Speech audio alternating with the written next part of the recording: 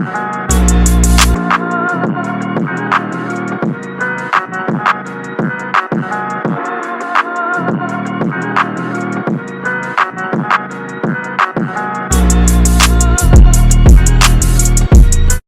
this paper, we're going to make it as short as possible and as fun as possible. Nice. Okay, so the AdMath paper, and also my apologies for how it is looking. I took the pictures a little bit blurry. My apologies. The cam scanner on my phone just wasn't giving it any better. So with that being said, right here it says the expression x minus 2 is a factor of. All we need to do is put in 2 in all of these functions. So we just need to evaluate f of 2. So just to evaluate f of 2, let's see which one of them we'll put it in. F of 2 is going to give us 0. All right, let me zoom the calculator. So just put in f of 2. So 4 times 2 cubed minus 2 times, oh, it's not cube, it's to the 4th power, minus 2 times 2 squared, and that's minus 56. Put that in the calculator. The first one give us 0. So option A give us 0. So nice. That's going to be option A. This one right here. F of 2 gives 0. We'll put 2 here, so this one give us 0. That's that. All right. Number 2. Number 2 says when x cubed minus 7x squared plus 2x minus 1 is divided by x plus 2. You see this x plus 2? All we need to do is put in our calculator f of negative. Well, that would give us the remainder, but they want the quotient.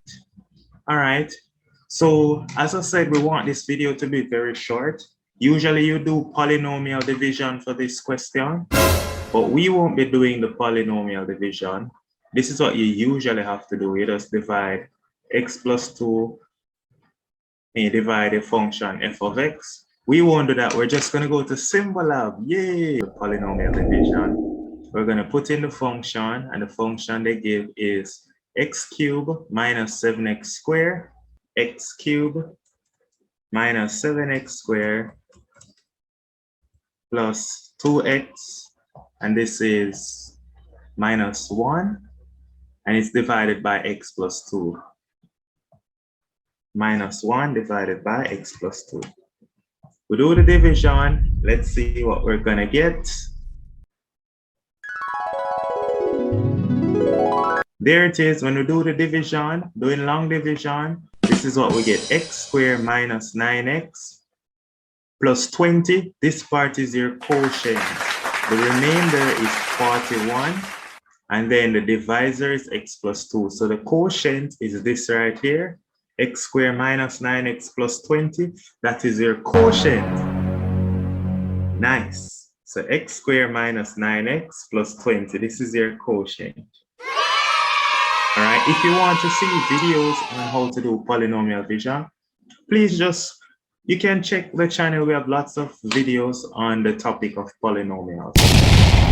Question 3. Given that f of x is ax squared plus bx plus c, then f of x can be expressed in the form. Remember that h is b over 2a. So in here, we're looking for b over 2a. And then remember that k is equal to 4ac minus b squared over 4 times a. So look which one have that. 4ac minus b squared over 4a. That's option C. Nice. So we're doing good so far. Nice. Now let's have a look at question 4 over here.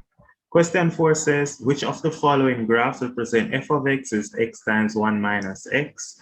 This right here is a quadratic. And we can see it have a maximum point, because if you expand it, that's really saying x minus x squared. And that would be option B. This one right there. All right, if you don't believe me, I'll just show you on a graph.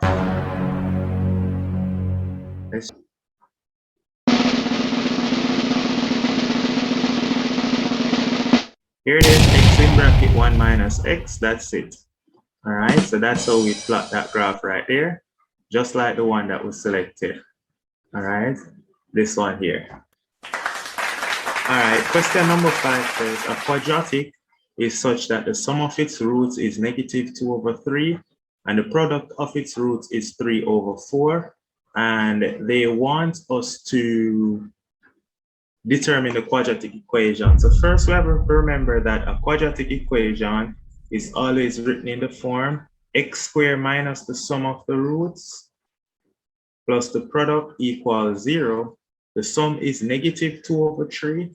So it's going to be x squared minus -2/3 times x plus the product, which is 3/4 equals 0.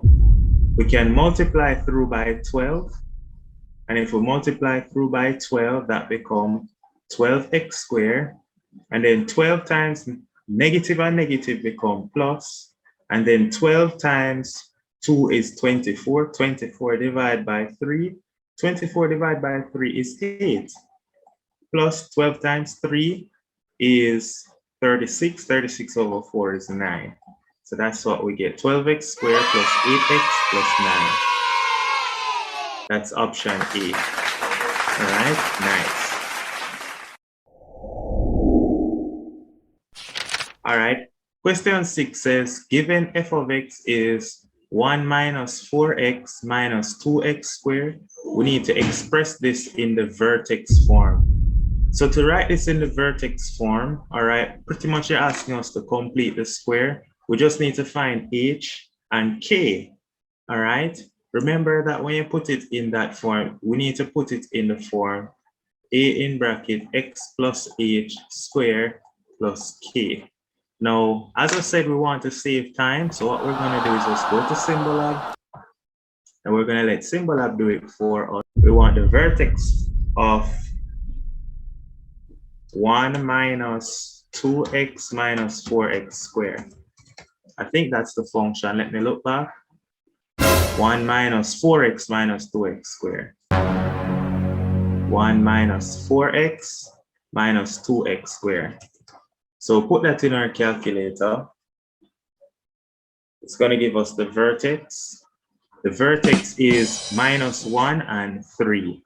Now you're probably wondering, what is this it's giving us? It's giving us the -1 is the x value at the turning point and 3 is the y value, the maximum y value. So pretty much they're telling us h is 1. So a in this case is -2 in bracket x plus h. So right here, right, this is going to become +1 plus 3. So all they did now was put the 3 over to this side and write it as 3 minus 2 in bracket x plus 1 all squared. All right, and so that is going to be, which option is that? Can't see that. I think it's option C. That's the best looking one. All right, this one says, find a set of values of x for which 3x plus 2 is greater than x minus 2. All we do is bring over the x over here to get 2x, bring over the 2 over there to get greater than 2, come over here, so is subtract 2, that's -4. We divide both sides by 2, and so x is greater than -2. All right, that's that. And if you don't believe it, you can, again, see here x is greater than -2. So that's all we need to do. Just put it in Symbolab, and I guarantee you, you're nice. When you're practicing, just use up Symbolab. So that's that. That's option C. Since we're on the topic of Symbolab, can't bother to work out this. The range of values for x. All right. Let's just put it in Symbolab again, because I know we just want answers. So we just go x squared minus 7x plus 10. And that is less than 0. Put it in Symbolab. It's going to give us x is between 2 and 5. There it is. X is between 2 and 5. And so we just go back here. Based on Symbolab, x is between 2 and 5. Nice. You get a question like this now, you just put it directly in your calculator. So that's going to bring up our calculator, and we need to drop it in. We just need to put in now 2 raised to the minus 1 divided by 8 raised to the 1/3. 8 raised to the 1/3 power. You literally don't need to do nothing. You just put it in the calculator, you get a quarter. So this is a quarter. That's option A. Nice. Yeah, man. Okay. As to that there, so now. Oh no. Question 10 is something we're going to have to work out. Question 10 says, given that log base P of X is 6. So let's do it on the white screen. It tells us that log base P of X equals 6. And it tells us that log base P of Y equals 4. What else they're asking us now? The next thing they ask us to do is find the value of log P of X over Y. So first thing we can do is we need to make X the subject here. X would be equal to base to the power P to the 6. Then Y would be equal to base to the power P to the 4. Okay, so this is what we have. And so X divided by Y is therefore equal P to the 6 divided by P to the 4, which is P squared. And so now we can evaluate log base P of X over Y. That is just going to be equal to log base P of X over Y is P squared. This is P squared. But by rules of logarithm, we can bring down the power to get 2 log base P of P. But log base P of P is 1. So that becomes 2 times 1, which is 2. So that's your answer, 2. The answer is 2. I know I don't write my 2 properly, but this is 2. Yeah, man. So nice. So end up get 2. All right. The next part says, find the value of 2 to the z, where z is 5 plus log base 2 of 3. So I think this is a repeat, and I think the answer was 96. This is a repeat question. I strongly believe it's 96. Now, just to verify, I'm just going to put it in the calculator. All right. If we say z is 96, let's check it out. 2.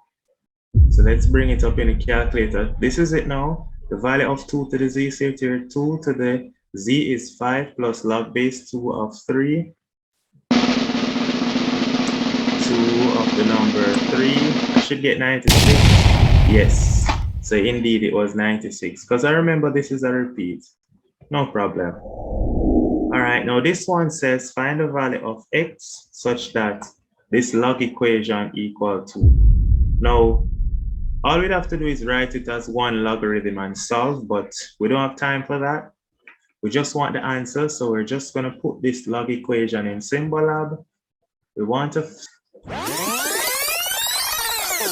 look back at the question, log base 2 of 5x plus 1. 5x plus 1 minus log base 2 of something, log base 2 of 3x minus 5, 3x minus 5. I will set it equal to, the question gave us that it equal to 2. So you put it in Symbolab equal to, click go.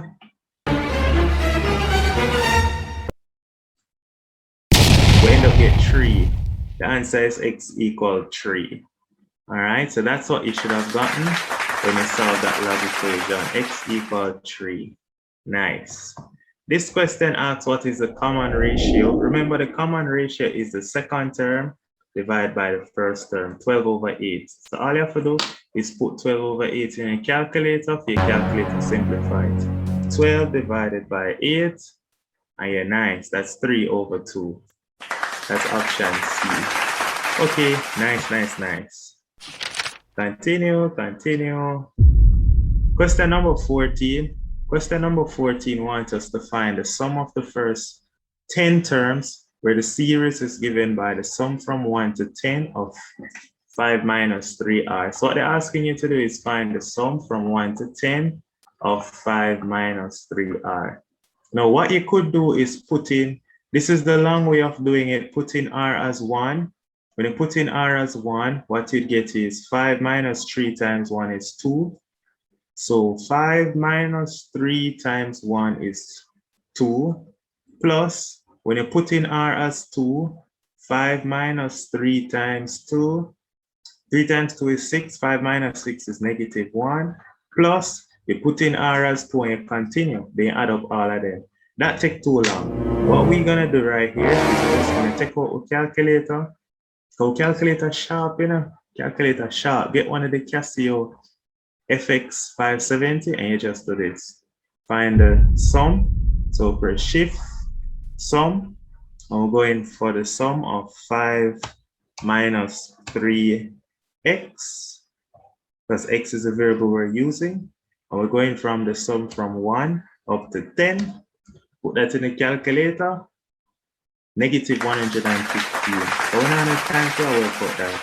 -115, that's the answer. Let me put it a little better.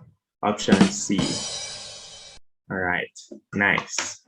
The next one says find the sum of from k equal 1 to 3 of 1 over k. This one a lot easier, because first we're going to do is put in k equal 1, then plus, put k as 2, plus, put k as 3, and that easy if we bring up now calculator. 1 plus a half plus 1 plus a half plus 1 over 3. That one they're well easy for put in our calculator. So we don't have much difficulty there. That is 11 over 16. All right, that's 11 over 16. Nice. Okay. Question 16. It says the point 2, 3 is at one end of the diameter of a circle whose equation is given by this. Find the coordinates of the point of the other end of the diameter. Now, again, we can't bother with doing all of that, right? So look what we're just gonna do. We're just gonna go to Symbol Lab and put in this circle. And then now we're gonna find the other end of the diameter. 2y minus 1 equals 0. Was that -1? Let me just check back. 10x plus 2y plus 1. My apologies there. It is plus 1. So this should be a plus 1. Yeah. So the one end of the diameter them say is 2, 3. So one end of the diameter is 2, 3. So 2, 3 is, this is 2. So the other end of the diameter is right here. This is the other end of the diameter. If you draw a straight line, I'm unable to draw the straight line on Symbol Lab graph. I don't know why. This look like the point 8, -5. What I'm saying is if you draw a line through it, from 2, 3, that's option B. I think this is a repeat question though. Nice. All right. This one, point of intersection between two lines. Again, we're just going to put this in our calculator in Symbol Lab. We're not going to be working out these things. Equals 0, comma, and then the next equation that they give is 3x minus y minus 5 equals 0.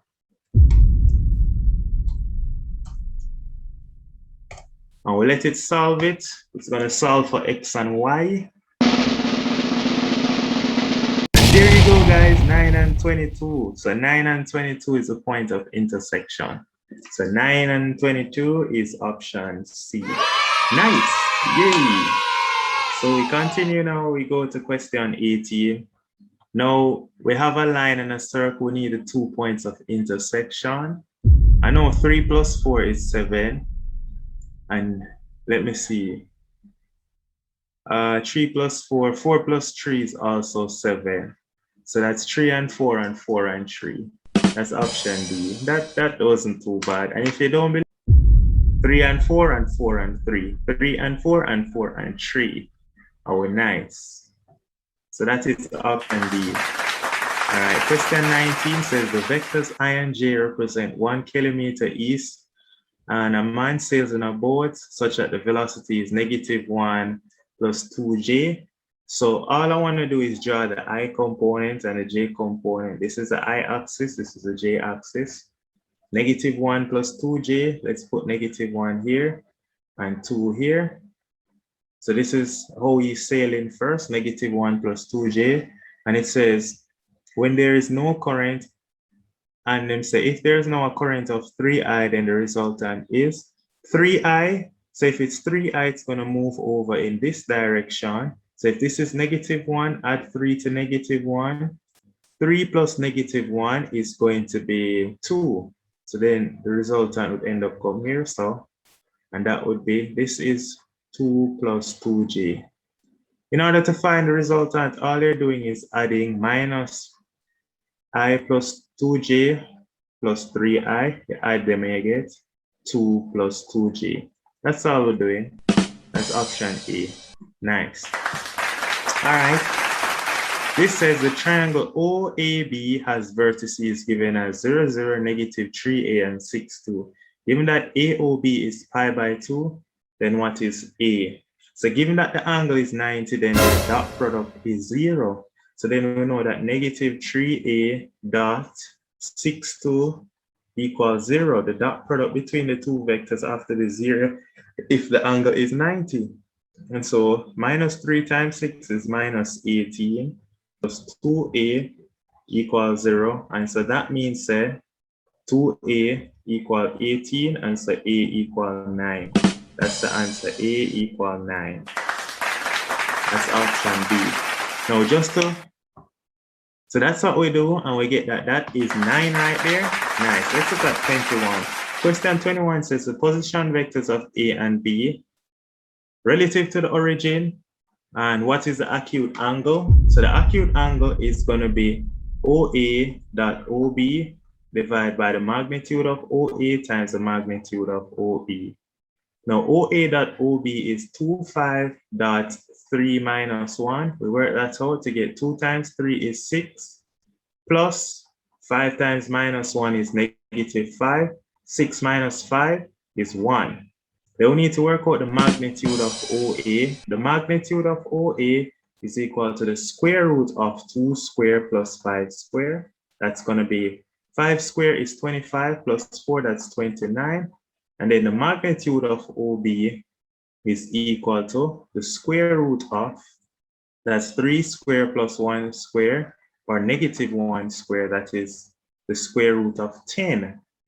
So now, since that is giving us the square root of 10, they'll know that the cosine of theta is going to be the dot product, which we get is 1, divided by the square root of 29 times the square root of 10. Which one is that? 29 times 10 is 290. So it's 1 over the square root of 290. That's option A. Nice. Question 22. What's the exact value of this?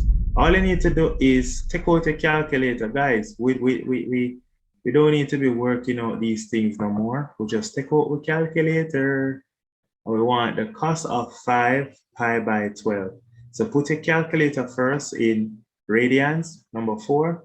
They put in the cos of 5 pi over 12. We'll punch that in our calculator. That's it. So it's a quarter root 6 minus root 2. That's option A. All right, now this one says if theta is 5 over 2 and theta is obtuse. Obtuse mean that the triangle is in the second quadrant. So if it is obtuse, let's just go in the second quadrant. All right, let's just say this is our theta. The opposite is 5. The adjacent, well, the hypotenuse is 13, so then the adjacent is -12 because we're on this side. So the tan of theta, remember, is opposite. Tan theta is opposite over adjacent, SOHCAHTOA. So it's 5 over -12. That's going to be option B. Okay, nice. All right. Now this one right here is a trig expression. And it says, what is this trig expression equivalent to? I don't remember this one. I know it's a repeat one, but let's just quickly do it on the white screen. This right here, let's go to this page. They give us sine x over, let's look back at what they give. Sine x over 1 minus sine x plus sine x over 1 plus cos x. So this is sine x over 1 minus cos x plus sine x over 1 plus cos x. So first thing we need to do is the LCM. The LCM is 1 minus cos x times 1 plus cos x. And then We do a polynomial division, 1 minus cos x into this, leave 1 plus cos x. So we get sin x times 1 plus cos x, plus then 1 plus cos x into this, that leaves 1 minus cos x. So now we expand out the numerator, and what we get is sin x times 1 is sin x times cos x, that's sin x cos x, and then sin x times 1 here is plus sin x, and then sin x times minus cos x, that's minus sin x cos x. But then 1 minus cos x times 1 plus cos x is 1 minus cos square x.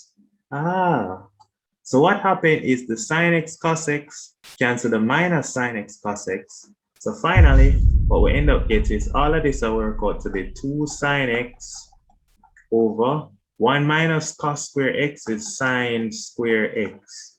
So then the sin x cancel out.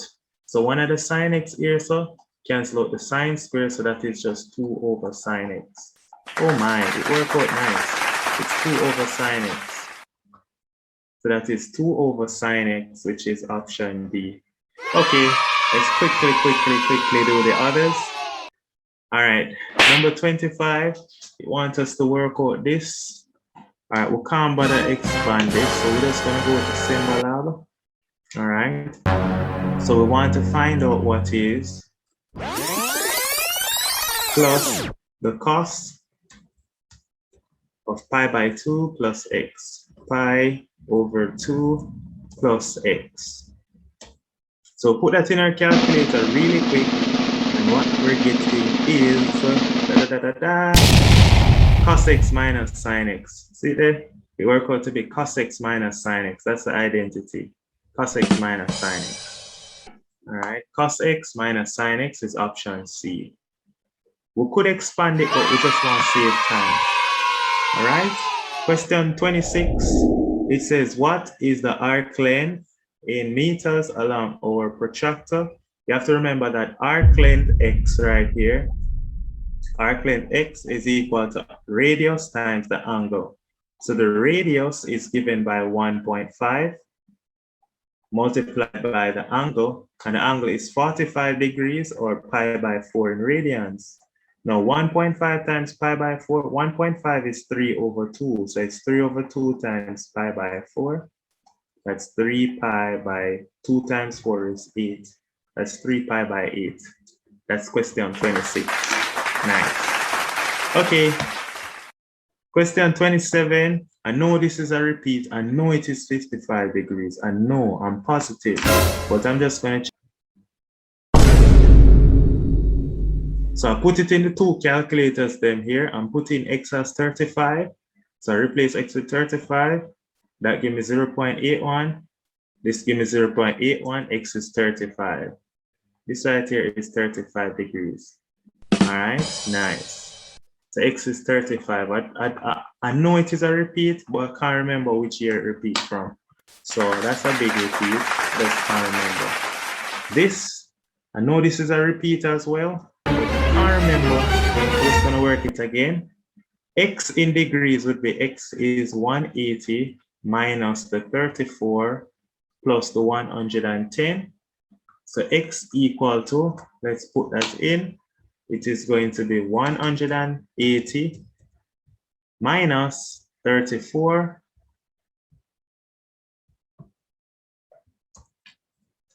plus 110. 34 plus 110, we add them there and we'll get 36 degrees.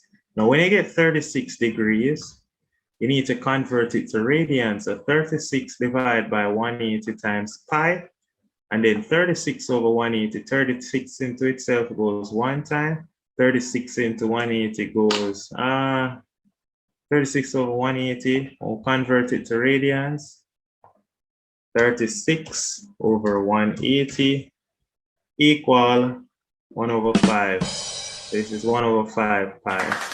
Option A. Okay, question 29. we're going to have to zoom over question 29. Which one represents the sign of x? First thing is we have to remember, so sine x, when x is 0, you have to draw up your little table. All right, this is the only way you can draw them sine thing here. All right, so put in your x and your sine x axis. This represents your y. So when x is 0, we know say the sine of 0 is 0. Then you put in maybe a value like, based on the graph, it have 0, pi by 2, and pi. So put in pi by 2 next. The sine of pi by 2 is 1. They put in pi. The sine of pi is 0, and stuff like that. The next one going to be -1, then 0 again. So this, if we start with 0, so this out, this out, this out. Option D is the only one that starts from 0. Then pi by 2, when x is pi by 2, the sine of pi by 2 is 1. When x is 0, the sine of, when x is pi, the sine of pi is 0. So it's option D. Okay, nice. Question 30, it wants us to solve this equation, and it has only one real solution given by.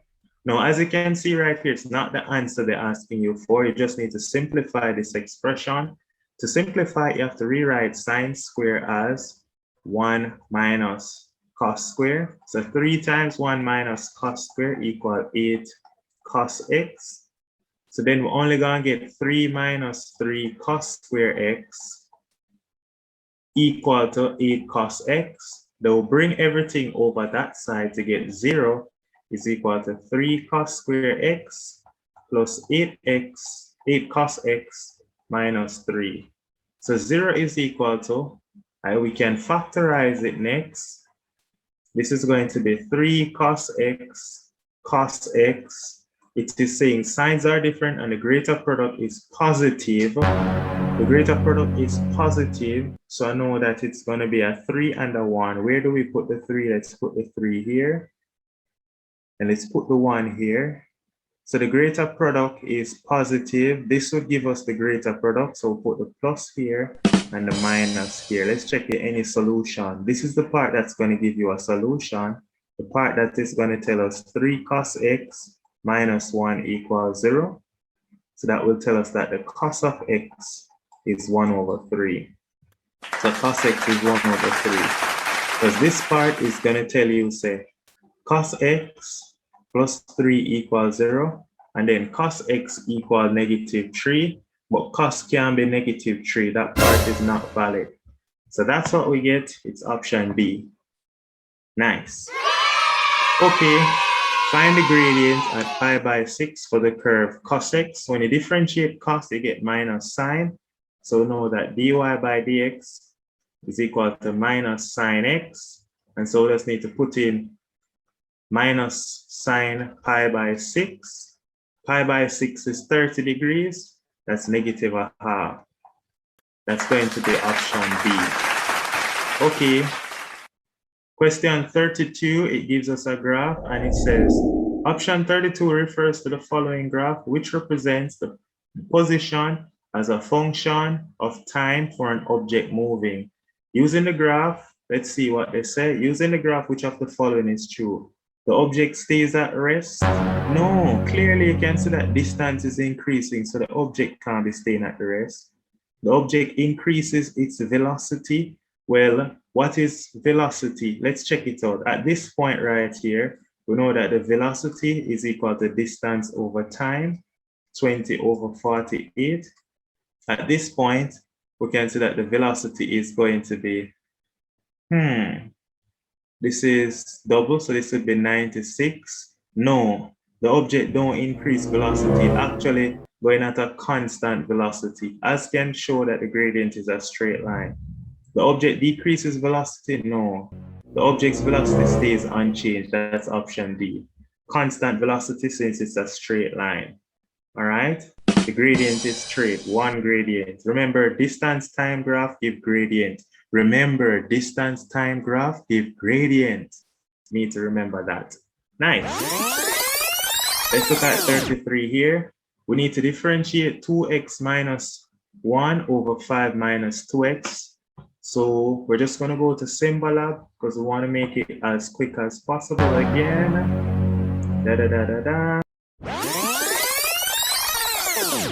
X minus 1 over 5 minus x.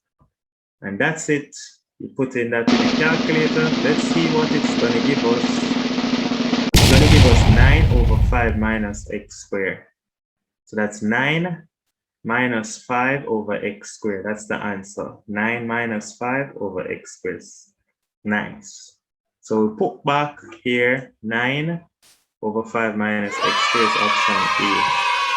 All right. Question 34 says, at a point 7,4 on the curve, dy by dx is 0, and d2y by dx squared is negative 5, which is less than 0.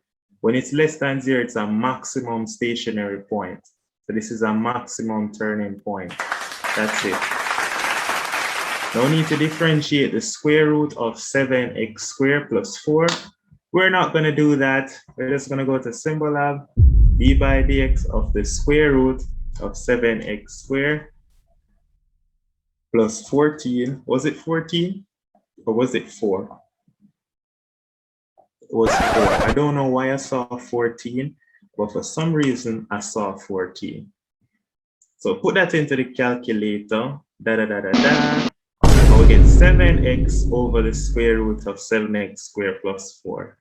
So that's the answer. We get 7x over the square root of 7x squared plus 4. That's option B. We're supposed to get 7x. And here it is, 7x. So option B. All right, so we can literally put these things in Symbol Lab and we're good. Question 36. If y is equal to 3x squared plus cos x, then the integral of y is, so we need to integrate y. So when we, let's integrate this right here. When we integrate this, we'll integrate 3x squared, integrate 3x squared. That part is going to give us 3x cubed over 3, which is just x cubed. And then when you integrate cos x, you get sin x. So it's x cubed plus sin x plus c. Nice. Now question 37, you just need to take out a calculator. Come on guys, take out your calculator and just do that. Integrate 3x plus 4.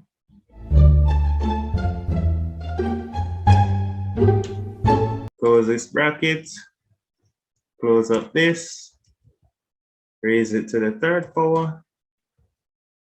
That's from 0 to 2. Put it in the calculator, 812. So that's where you get 812 units squared. Notice it's the unit square here, because when you integrate, you get area, because the area that will really just work out.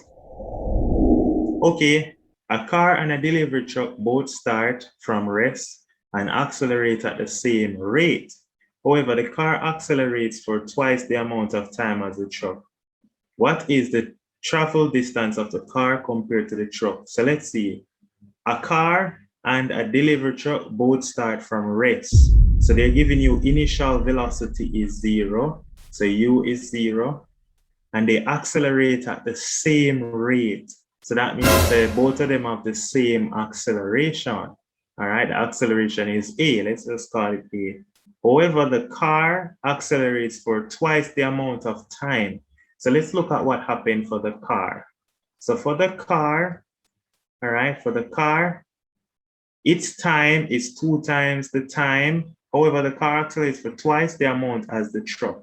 So if you want to find distance, there are a couple formulas we can use to find distance. You need to remember that distance is equal to ut plus a half at squared. That's the distance formula. All right. So u is 0. So that means that the distance that the car travel is a half the acceleration a times the time. We can write t as 2t. It's really 2t squared. So the distance traveled by the car is going to be a half the acceleration times 2t squared is 4t squared. 4 over 2 gone. So the distance traveled by the car is going to be 4at squared over 2, which is 2at squared. Now the distance that the truck will travel now, the distance formula is S is equal to ut, u times t, which is 0, plus a half at squared.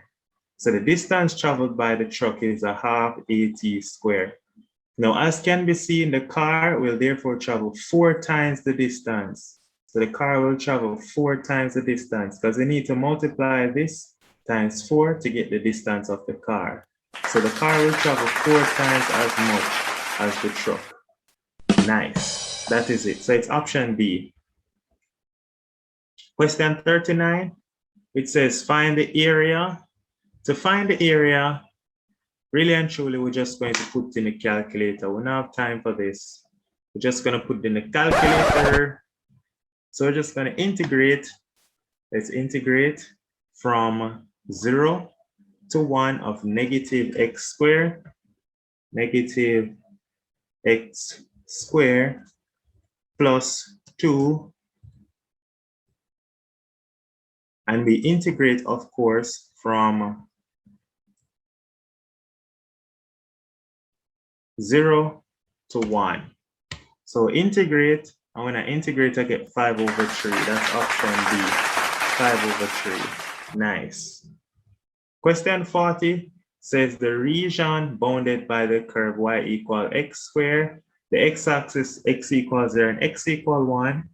Find the volume of the solid. You just need to remember one formula. Volume is pi times the integral from a to b of y squared dx. So in this case, the volume is pi times the integral from your a is 0, your b is 1, y squared is x squared. So y is x squared, sorry.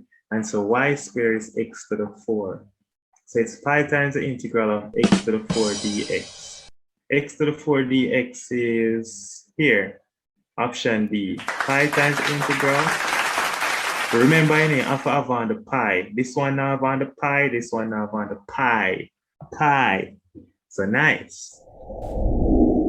Okay, question 41 says, you refer to this diagram here, and it said, if the probability of winning a car and a cruise vacation are the same, then what is the probability of winning a car? So now, if this and this is the same, let's call this x and call this x. X plus x is 2x. Then you add up them here, 0.15 plus 0.25, that's 0.4. And 0.4 plus 0.5 is 0.9. So when I add up all of these three, I get 0.9. Now the sum of all probability can only equal 100%, which is 1. So bring over 0.9 to get 2x is 0.1. So x is 0.05. So the probability of winning a car is 0.05. There's a 5% chance. Think of it in percentage.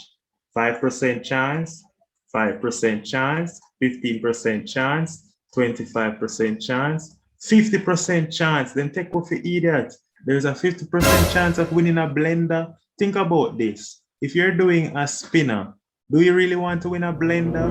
No, we want to win TV, we want to win jewelry, we want to win cruise vacation, we want to win car. Why would we want to win a blender?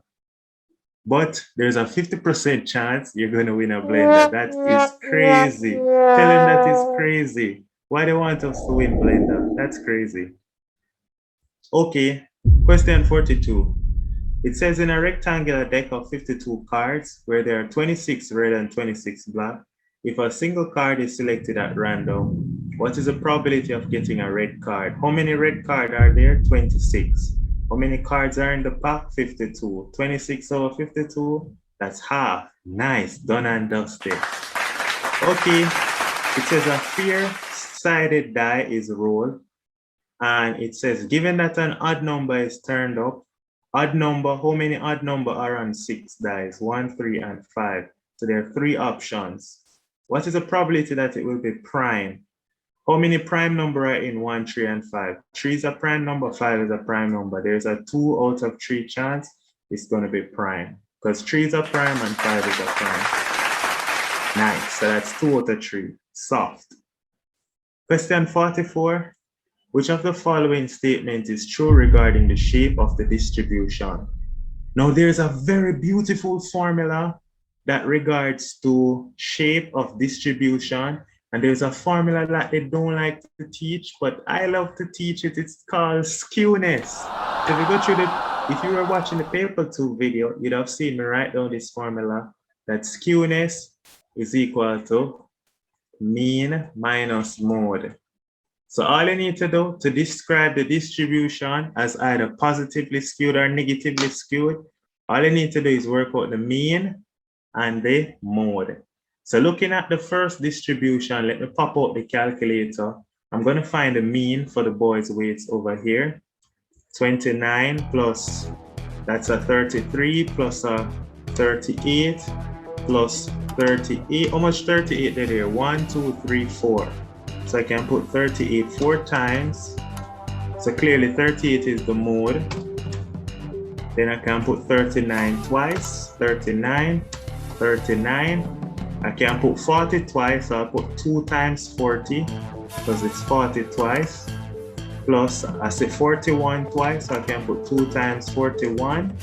And I also see 42, and I see 43, and I see 44, and I see 50.